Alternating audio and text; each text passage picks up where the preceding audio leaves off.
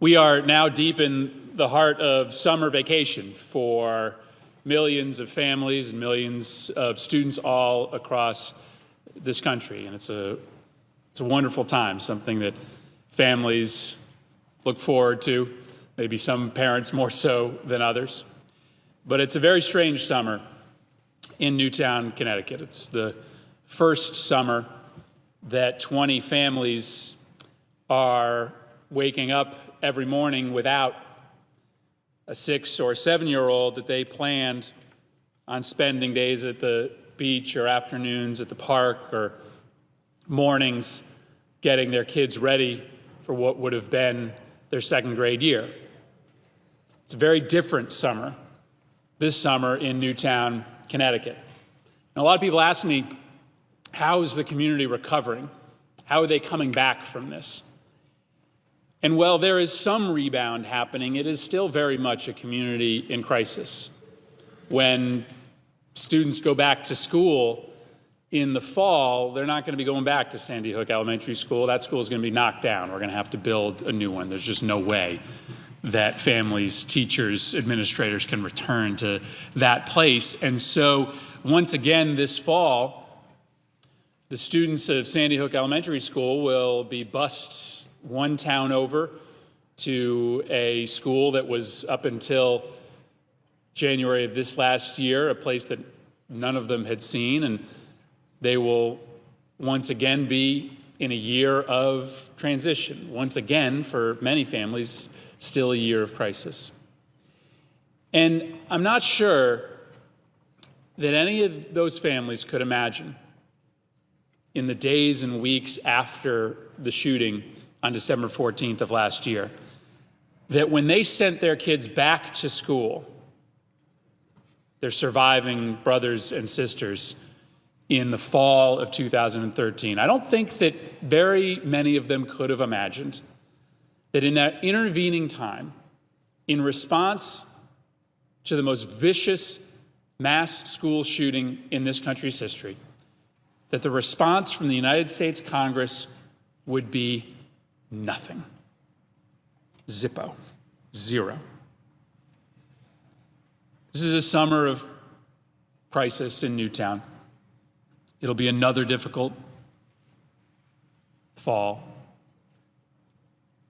But what really leaves people in Newtown shaking their heads is that this place has done absolutely nothing.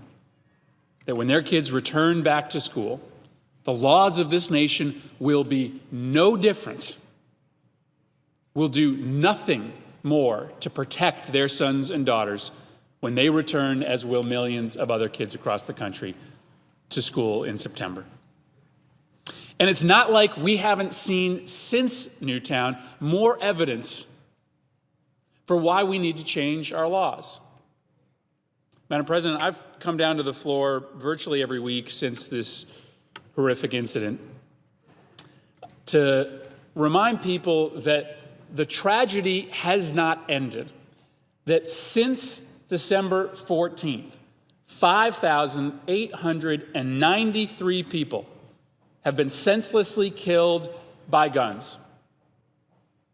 5,893 people since December 14th have been killed through gun violence.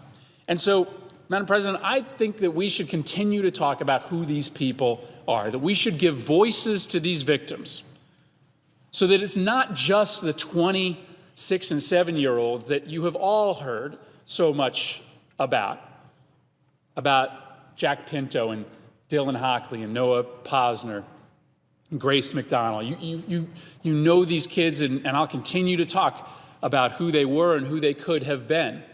But every single day we lose about 30 more people to gun violence.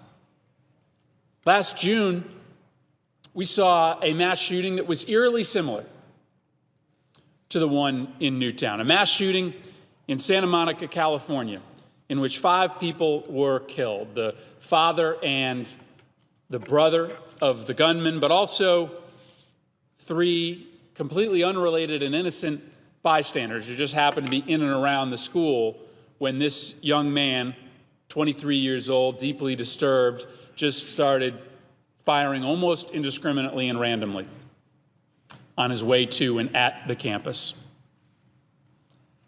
It was eerily similar because, once again, it was an assault weapon, an AR-15 model, the weapon of choice for mass assailants in this country these days.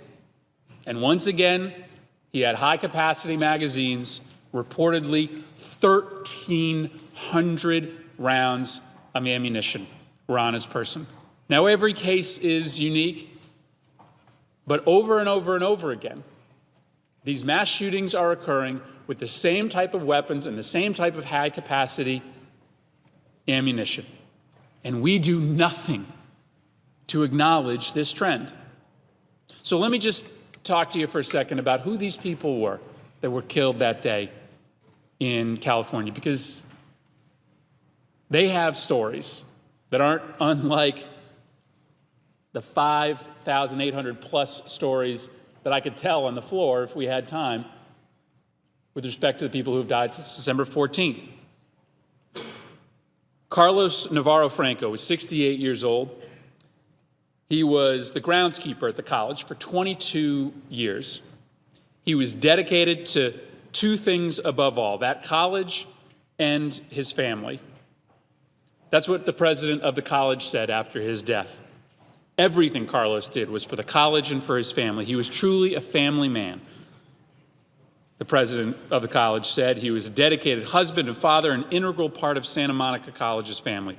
He dedicated his work to the campus grounds and was enjoyed by students and visitors for 2 decades. He was with his daughter that day, Marcela Franco, who was 26 years old. She was pursuing a degree in psychology at California State University. She had registered to take summer classes at the school where her father worked, and she was on her way with her father to buy textbooks that day. She initially survived the gunfire, but she never regained consciousness after the attack. She was described by her aunt as smart, beautiful, and outgoing. Her aunt said, quote, "She was Daddy's girl."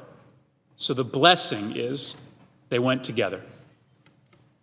Margarita Gomez was the same age as Carlos Navarro Franco.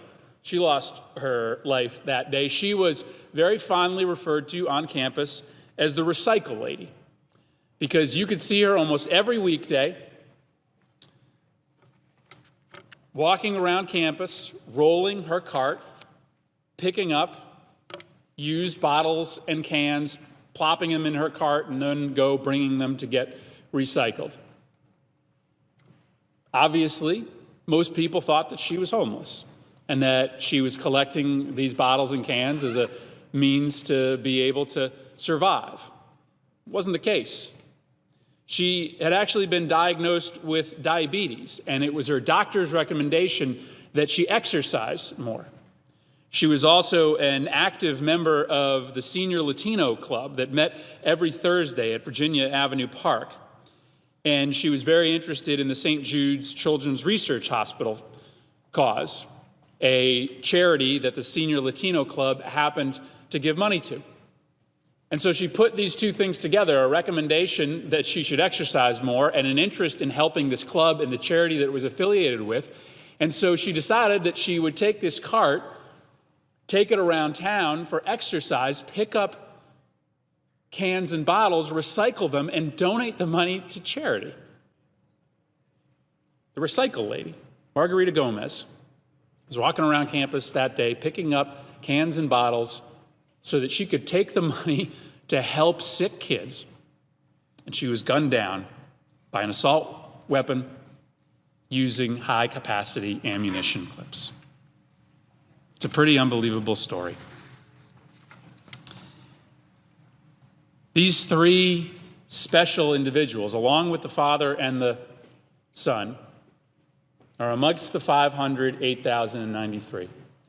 But, Madam President, it's not just the mass shootings that we're talking about here. Frankly, the vast, vast majority of these killings are one-off deals over some of the most petty arguments or disputes you could imagine.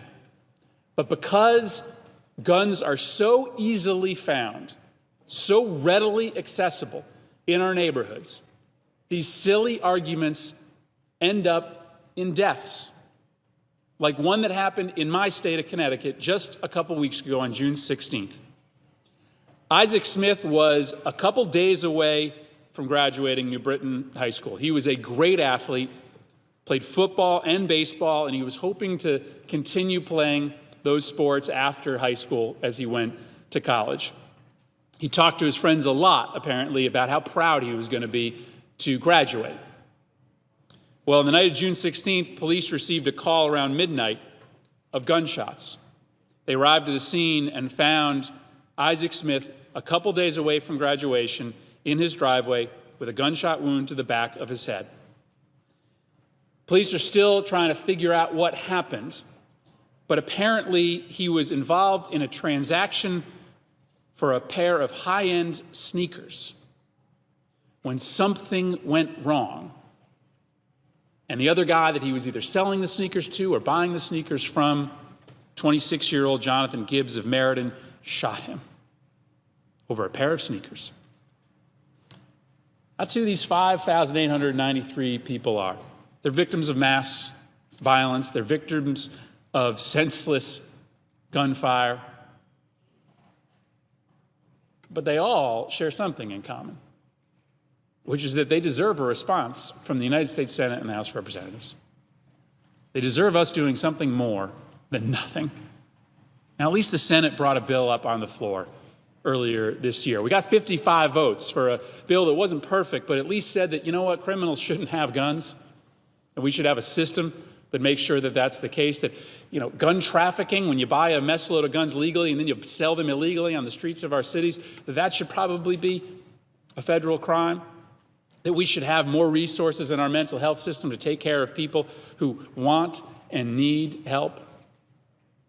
We got 55 votes for that, which is pretty unbelievable given the fact that 80% to 90% of the American public support all of those things. You think we could get more than 55 votes, but the House of Representatives has done nothing at all, hasn't even had a debate.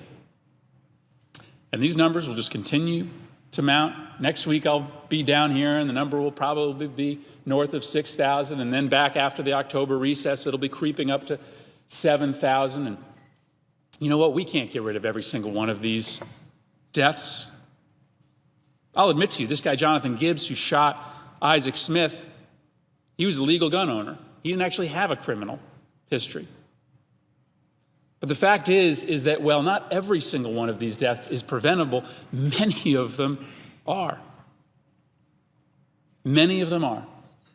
And so, Madam President, I'll continue to come down and talk about these voices of victims with the hope that someday, perhaps this fall, perhaps next year, perhaps the year after, we can take action in the United States Senate that will not stop the rate of growth of this number, but will at least slow its acceleration. I yield back the floor, and I'd note the absence of a quorum.